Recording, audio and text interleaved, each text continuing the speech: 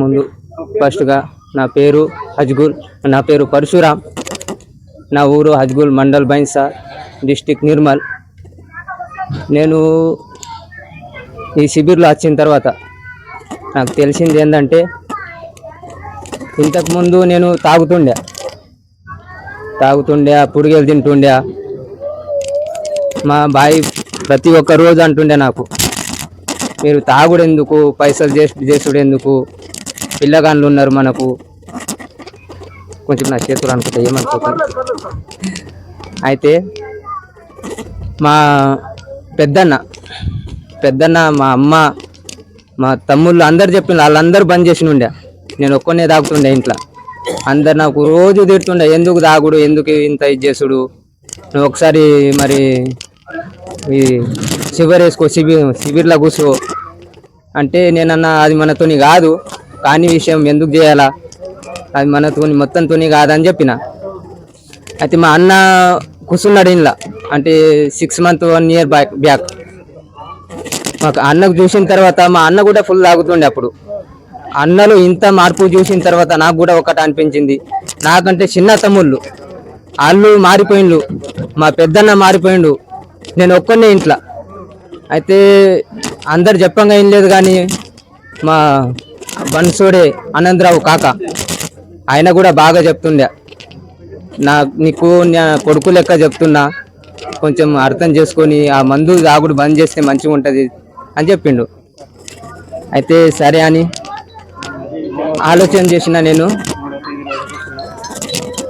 మొన్న ఇట్లా ఫోన్ చేసి ఉండే, బేంబర్ కాక ఇంకొక ఛాన్స్ వచ్చింది, మరి కూర్చుంటావా అంటే, నేను ఖచ్చితంగా కూర్చుంటా అని నిర్ణయం తీసుకున్న తర్వాత మా బాయ్కి అడిగిన, మా భార్యకు, తను ఇంత ఖుషిలో ఉన్నదంటే సంతోషంగా, బాగా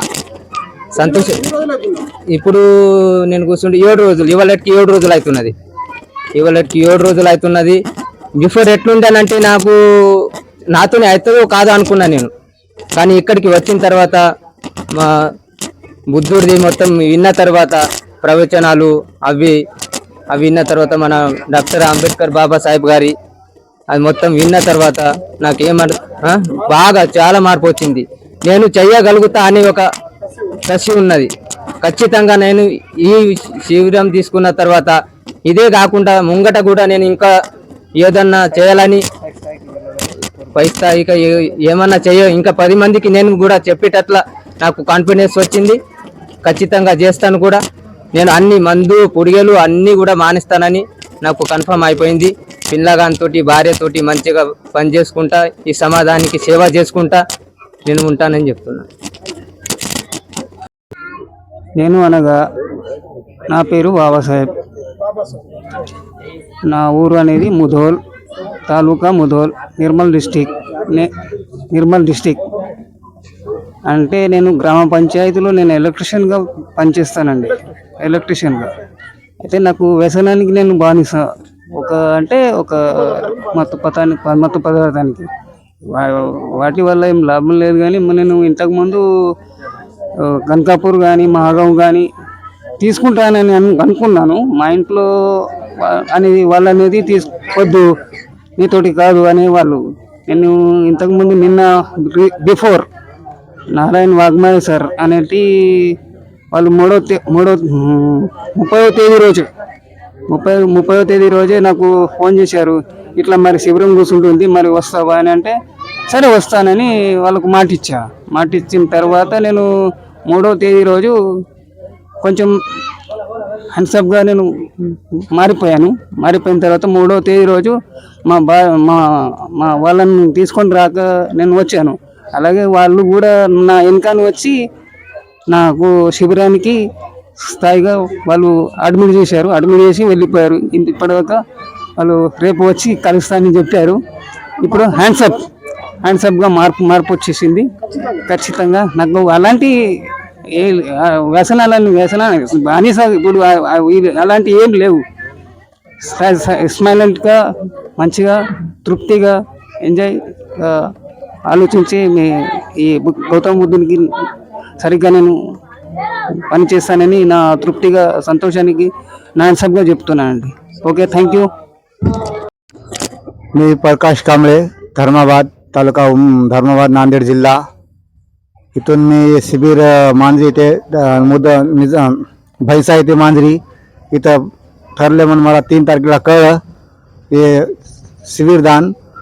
मग मी इथून 3 तारखेला इथं मी आगमन झालो की नशामुक्त होते, दारू, बिडी, तंबाखू आणि हे चिवर घाण केल्यानं समाधानी होते म्हणले. तरी मला पहिलं खूप मला सकाळ हात थरथर कापत गेले, पिल्याशिवाय जमत गेलं नाही. उठलं की मी अशी दारूची चूळ भरत गेलो. तरी आज 8 दिवसापासून मला नशा अशी नाही की मला पुढे सुद्धा खावत नाही. आता एकदम मला चांगलं वाटायलंय. आणि मी इथून माझ्या गावातले 2 शिबिर सुधराल गोळेगावला जाऊन, माझं खास गोळेगाव आहे, मी धर्माबादला राहतोय. आणि इथं माझं एकदम चांगलं झालंय, शरीर बी चांगलं, माझ्या घरात समाधानी वाटायला लागली. एवढं बोलून థ్యాంక్ అందరికి జై భీమ్. నా ఊరు తానూర్, నా పేరు బద్రి ప్రకాష్. సివిల్లో ఇచ్చిన పేరు అశోక్. అలాగే మా బంతే మా పదినీతి మా నారాయణ కాక గారికి మళ్ళీ ఈడ సివిల్ పెట్టినందుకు కుంసర్ తరపున మా అంబాదాస్ కాక గారికి ఫస్ట్ నా ఒక జై భీమ్. నాకు అలవాటు ఉండే కొంత, ఎప్పుడెప్పుడు తాగు నార్మల్గానే అలవాటు ఉండే. మళ్ళీ ఏంటంటే పుడిగలు కూడా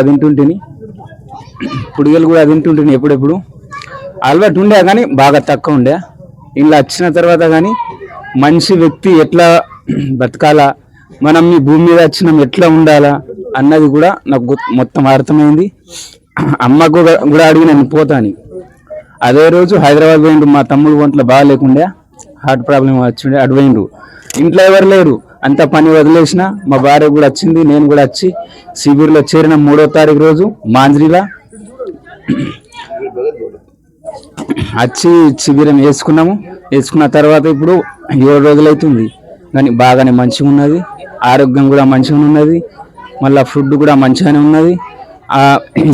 చెడు వ్యసనం గురించి అసలు ఆ అలవాటు అనేది పోతలేదు, అసలు పోము కూడా ఈడికెళ్ళి.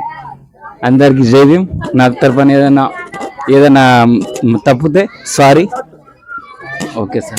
लोखंडे, राहणार तोंडाळा, मंडळ तानूर, जिल्हा निर्मल. मी या शिबिरमध्ये बसलो की आमचे मुदळचे वाघमारे सर यांना पण जय भीम. आमचे प्रकाश दादा बनसुडे का यांना पण जय भीम. मी शिबिरमध्ये आलो की 3 तारीखपासून मला हे खूप आनंदाची गोष्ट आहे की या शिबिरमध्ये बसले तसं मला चांगलं वाटालं.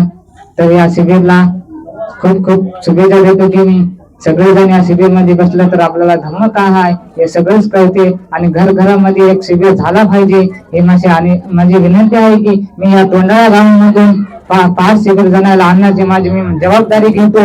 जय भीम, जय बुद्ध, जय भारत. महाकाली तथागत गौतम बुद्ध परमपूज्य डॉक्टर बाबासाहेब आंबेडकर यांच्या विचारांना आणि प्रतिमांना मी तेव्हा अभिवादन करत आहे.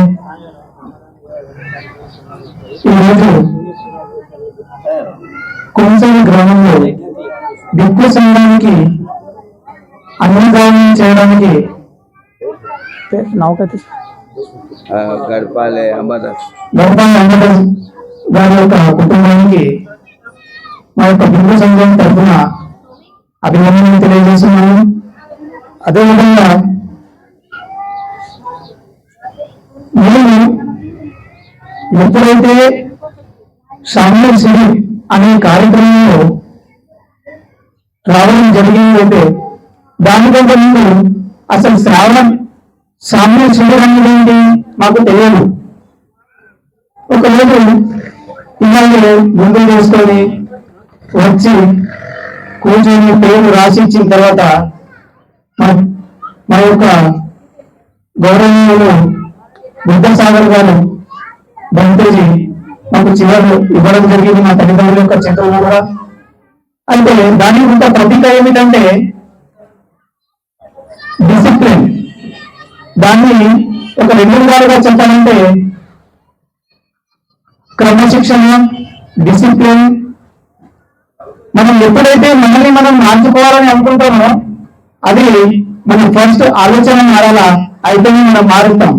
అదేవిధంగా దీనికి రాకుండా ఆలోచనలు చిత్తశుద్ధితో ఉంటాయి కాబట్టి అనేక రకాలైన ఆలోచనలు మన మైండ్ లో పరిగెత్తుతూ ఉంటాయి.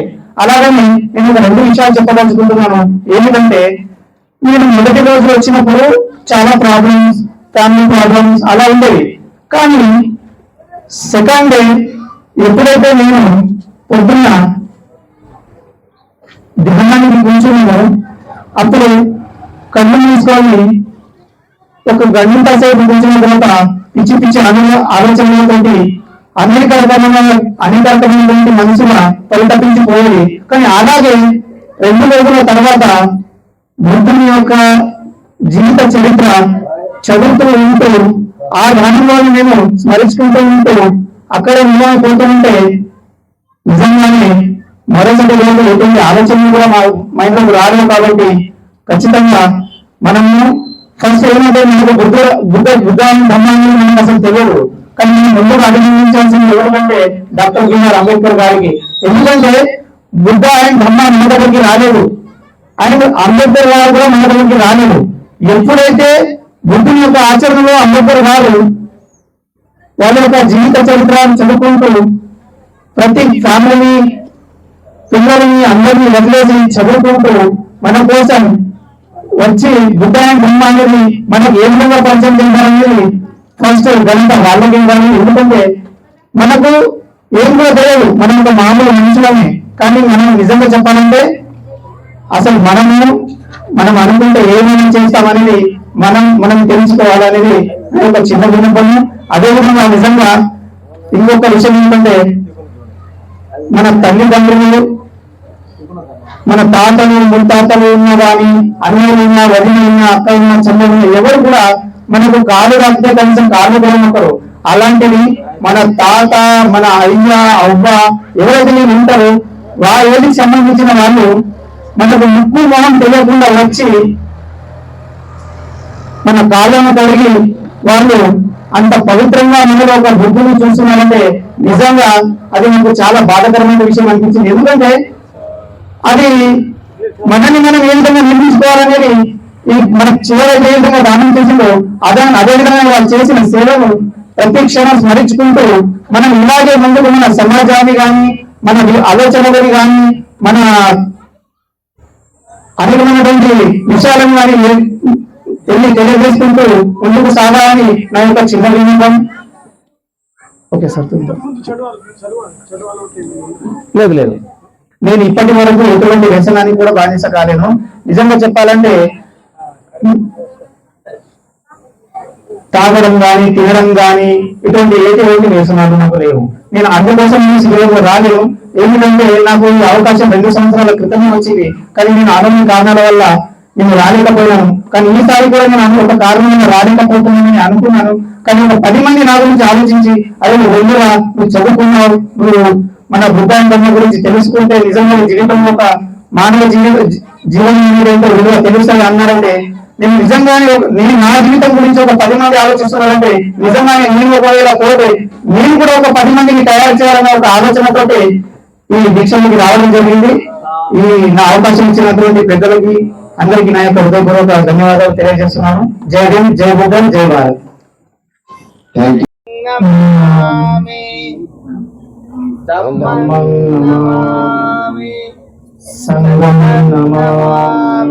उपासक कुठं बाजूला बसा आणि जे वाडा करणारे ने बघा.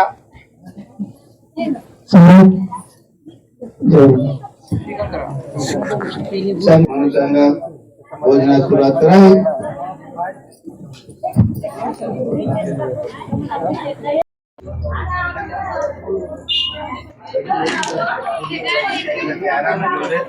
आता आता जेवल्या नसते घ्या बोलला